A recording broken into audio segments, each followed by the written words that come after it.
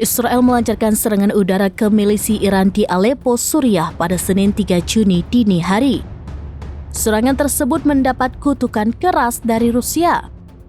Moskow menyebut Israel melanggar hukum internasional.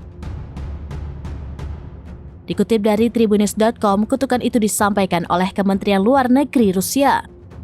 Pihaknya mengatakan Moskow mengutuk keras tindakan agresi yang dilakukan Israel.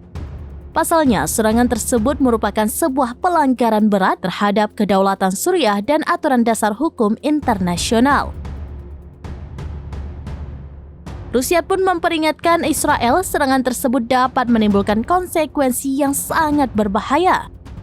Tidak hanya itu, Moskow menyebut serangan Israel ke Aleppo bisa memicu eskalasi bersenjata dalam skala besar.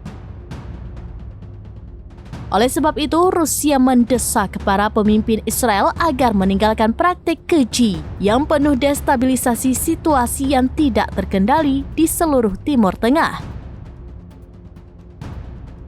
Diketahui sebelumnya, kantor berita Iran, Tasnim, melaporkan setidaknya 16 anggota milisi pro-Teheran tewas dalam serangan Israel. Bahkan satu di antara yang tewas merupakan seorang penasihat militer Iran, Said Abiyar.